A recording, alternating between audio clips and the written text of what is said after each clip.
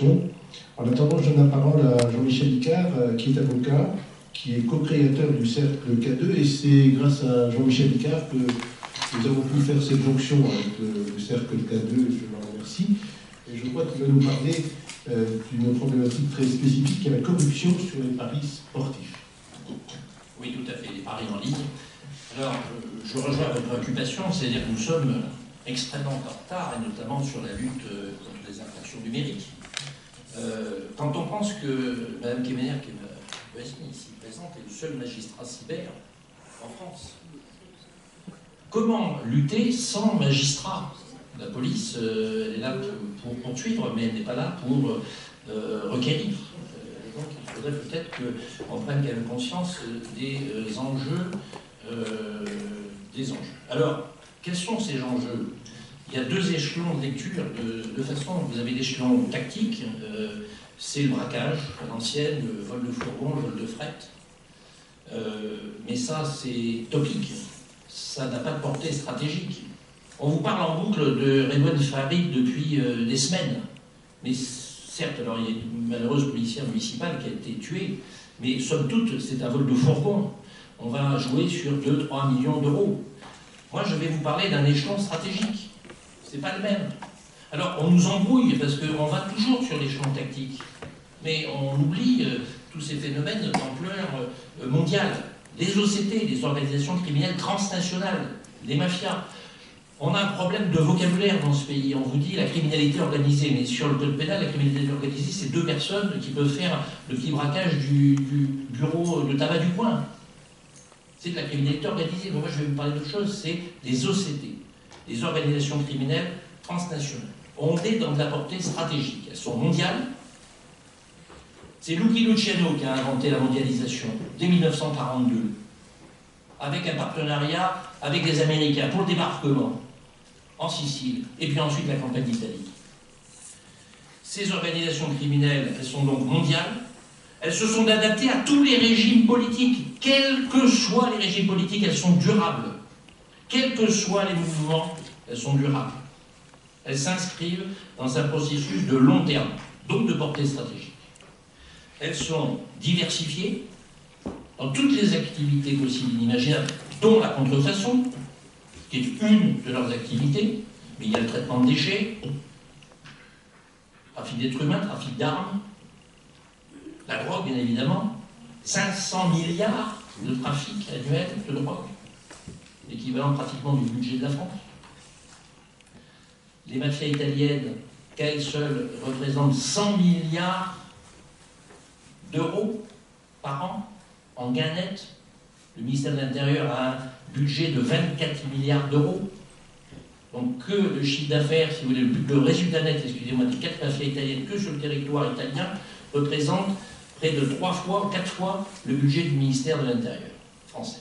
Vous voyez, pour vous donner les masses, comment dirais-je, stratégiques. Et enfin, elles ont une stratégie de masse, c'est un cancer, c'est des métastases qui se diffusent, ou la pieuvre, parce qu'elle se diffuse dans tous les ressorts de la société, ça va du politique, des industries, le recyclage, dans des industries illicites à travers les phénomènes de blanchiment. Aujourd'hui, je voulais vous parler de ça parce que nous sommes tous dans le prix Falcon, et donc il s'agit d'honorer ce magistrat qui, seul avec la police judiciaire, comment dirais-je, italienne, a lutté, mais il a payé de sa vie.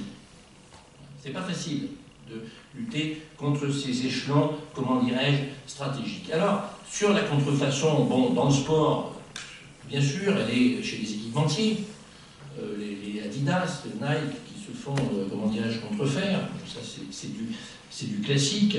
La contrefaçon, comme on l'a dit, touche tous les secteurs. Le luxe, bien évidemment, mais même au K2, nous avons une personne qui s'appelle Véronique Gilardot, qui fait les huîtres Gilardot, qui est contrefaite en Suisse, pas en Suisse, excusez-moi, en Chine, qui l'a obligé à, comment dirais-je, à pas crypter, mais à bien mettre un logo, si vous voulez, sur ces coquilles d'huîtres. Donc même l'huître est contrefaite en Chine. Bon, moi j'ai relevé, à titre d'amusement, enfin quoi que, bon, une fausse équipe de foot. Alors, c'était un trafiquant, si vous voulez, sur les paris asiatiques, qui est connu comme le loup blanc, qui est Pérumaltage, qui a monté un un faux match de foot avec une fausse équipe du Togo, avec la complicité de l'entraîneur, de l'ex-entraîneur du Togo et l'ex-ministre des Sports du Togo. Et alors, ils ont perdu contre Bahreïn 3-0, sauf qu'il y a eu énormément de paris asiatiques, si vous voulez, sur ce match. Et vu le fait qu'ils avaient perdu 3-0 sur une équipe qui était quand même très très faible, qui était Bahreïn, il y a eu une enquête qui a été diligentée, on s'est aperçu, si vous voulez, que cette équipe était fausse du début jusqu'à la fin, goal y compris. Ils avaient fait le même coup sur l'Égypte à 7-0 et sur le Maroc à 5-0. Vous voyez que ça, la contrefaçon va loin. Alors, la criminalité dans le sport, elle est ancienne. Vous avez, dès 1919, une équipe de baseball qui était l'équipe des Black Sox de Chicago, qui devait être vainqueur du championnat de baseball américain et dont tous les joueurs avaient été, comment dirais-je, corrompus par un bookmaker. Et d'ailleurs, on a débaptisé cette équipe ensuite, vu le scandale en 1919, on l'appelait la White Sox. Vous avez ces criminalités organisées, enfin ces mafias, ces sociétés sont d'une ingéniosité extraordinaire. En 1997, des Asiatiques, donc des organisations criminelles asiatiques, triades, avaient soudoyé des techniciens des stades anglais, dans lesquels ils avaient mis énormément de paris, si vous voulez, pour que les techniciens anglais soudoyés dans un match en Angleterre sur un terrain de foot éteignent à un moment donné le stade et considéraient que le pari était là parce que le stade étant éteint, c'était la fin, si vous voulez, du jeu. Et donc, voilà, vous voyez jusqu'où ça peut aller. Alors, en France, sur le sport a été aussi frappé, alors de façon tactique, ce coup-là, si vous voulez, sur des pénétrations dans des stades de foot. Alors, je vous parle le club d'Ajaccio, le Nîmes Olympique, il y a des condamnations. Certains joueurs de foot, je ne citerai pas, mais enfin j'ai toute la documentation avec moi, ont été, j'allais dire entre guillemets, comme on dit dans les services, tamponnés par la criminalité organisée. D'ailleurs, ça s'est pour certains mal passé pour eux parce qu'ils se sont fait ensuite abattre, parce qu'ils étaient en même temps dans des affaires de stupéfiants, de braquage et autres. Mais enfin, on a vécu, si vous voulez, en France, un certain nombre de membres de l'équipe de France, qui d'ailleurs ont été exclus, enfin mis sur la touche, si vous voulez, du fait de la pénétration par la criminalité organisée. Mais moi, je vous parle maintenant donc d'autre chose, c'est-à-dire de ces OCT. Alors, ces OCT, on est dans le stratégique, on n'est pas dans le club de foot ou dans ce joueur de football qui va être tamponné, racketté, voire participer à des sextapes, oui, qui je veux parler, bon, du chantage, l'extorsion, ça joue petit bras, si vous voulez. Hein. On va parler des OCT. Alors, ces OCT, elles sont allées dans les jeux en ligne à travers le développement d'un vecteur qui s'appelle Internet.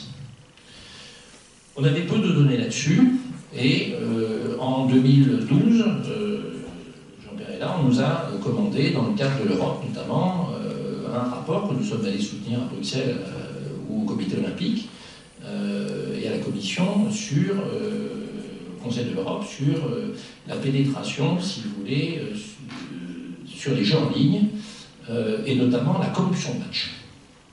On n'avait aucune donnée en France, notamment en renseignement, pour différentes raisons. C'est que là, c'est un autre débat. Enfin, nous sommes assez faibles, si vous voulez, sur un certain nombre de données, et surtout sur l'enseignement criminel. Et donc, on a mené une étude pendant quelques années, voilà, qui nous ont amené à un certain nombre de constats qui sont des constats inquiétants. Ces constats sont lesquels? D'abord, on s'est demandé si ça existait, s'il y avait vraiment des affaires de corruption, parce qu'on avait très peu de données. France, quasiment pas. Est-ce que donc le phénomène existait? La réponse est oui. Entre 2010 et 2011, les affaires de corruption de match sont passées de 7 affaires à 24 affaires, et on a constaté que ça avait frappé tout le monde du sport. D'abord le foot. L'affaire de Bochum en 2011 a frappé 200 matchs, quand même. On est dans du volume, on sort de l'affaire de la sextape, hein, on n'est plus du tout dans le même échelon. Mais nous en France on aime bien le petit échelon, enfin, le gros échelon, hein, c'est propre à ce pays. En Belgique, 32 inculpations, 2 avocats, 19 matchs truqués, 18 en première division. En 2013, Europol est sur une affaire de 380 matchs truqués, 680 matchs truqués dans le monde, c'est un phénomène de masse, 680 impliquant 425 joueurs corrompus quand même, et arbitres, et le tout par un autre protagoniste qui s'appelle Dan Tan, qui est un grand spécialiste, si vous voulez, de la corruption de match, qui est bien sûr basé, comment dirais-je, en Asie. Il y a eu des scandales en Italie, vous connaissez le Totoneo, le Calcipoli, le Calciomese, avec, à titre d'exemple, en 2010, le goal de la Cremosen qui a drogué, à la requête d'un joueur italien, mais qui était international italien, Signori, a drogué 5 de ses coéquipiers, et lesquels d'ailleurs étaient sur le stade titubant, et là on s'en est aperçu parce qu'il a provoqué un accident d'auto à la sortie du, comment dirais-je, du match.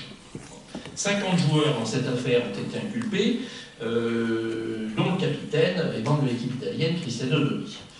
En Turquie également, bon, je vous passe le nombre de matchs, si vous voulez, qui ont été truqués, ce qui a amené d'ailleurs le club de Galatasaray et FRBC à être relégué, comment dirais-je, dans une division antérieure. Et en France, il y a eu la Finlande aussi, et en France, nous avons eu les affaires de Valenciennes, vous vous en souvenez avec Bernard Tapie, et puis récemment, là c'est dans le hand, avec les frères Karabatic, si vous voulez, qui ont été condamnés pour avoir truqué, enfin participé au trucage d'un match de hand, bien sûr sur lesquels étaient adossés des paris sportifs. On n'a pas été très curieux d'ailleurs dans ces affaires, parce que par ailleurs l'un des protagonistes de cette affaire était un trafiquant d'armes, mais bon, on s'arrête, si vous voulez, toujours au premier échelon, et on ne poursuit jamais trop avant certaines investigations. On a eu le cricket aussi, qui a été lourdement touché, le tennis. Djokovic a reconnu lui-même qu'il avait été approché au tournoi de Saint-Pétersbourg, on lui avait proposé 180 000 euros.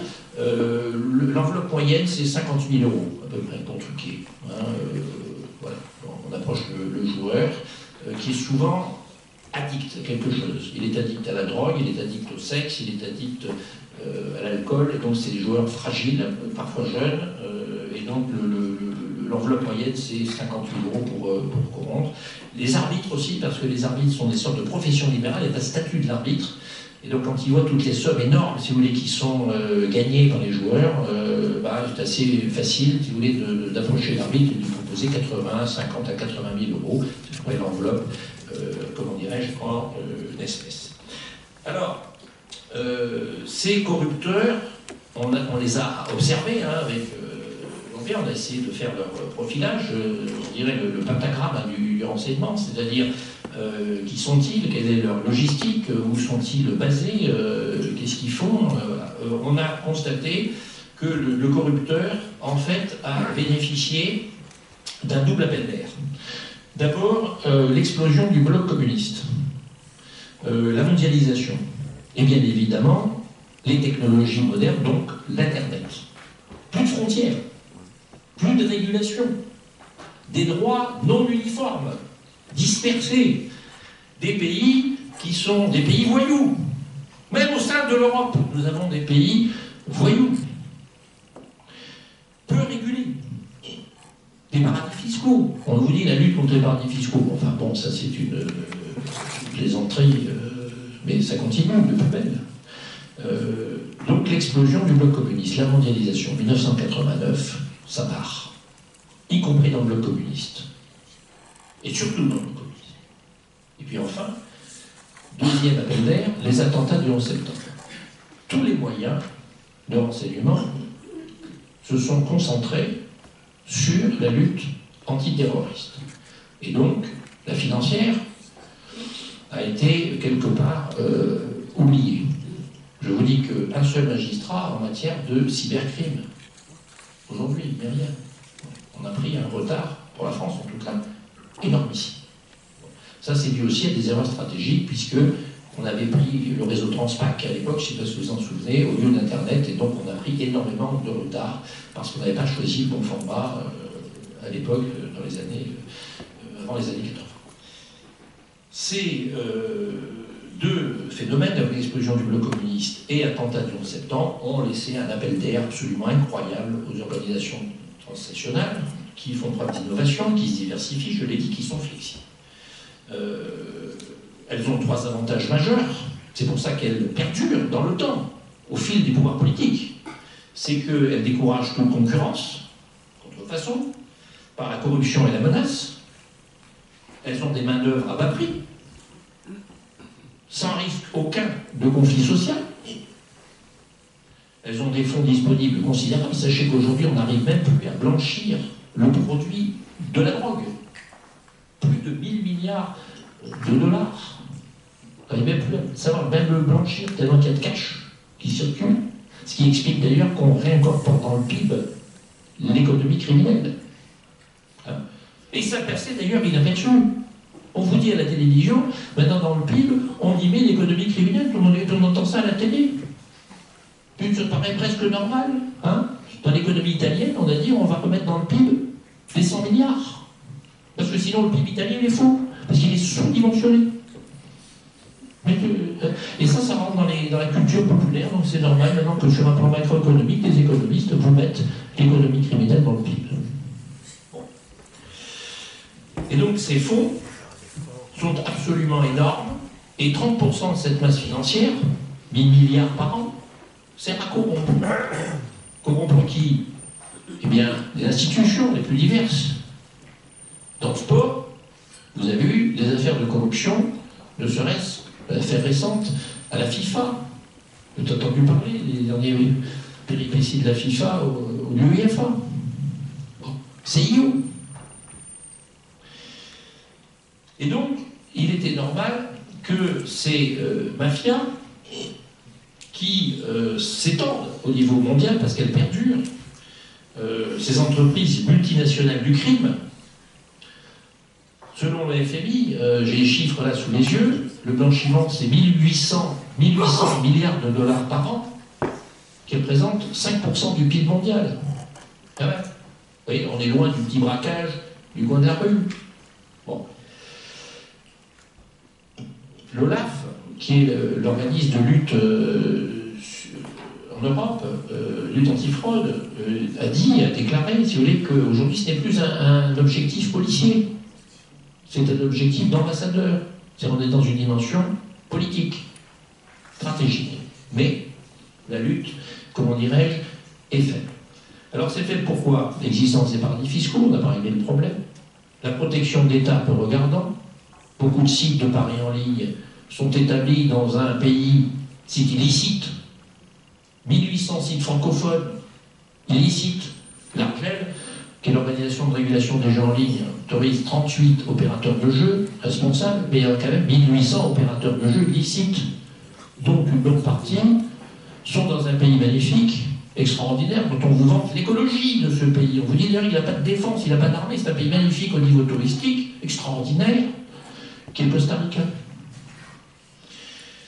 L'absence de contrôle du réseau Internet, on ne peut pas le contrôler. Une dérégulation de plus en plus importante, y compris en Europe.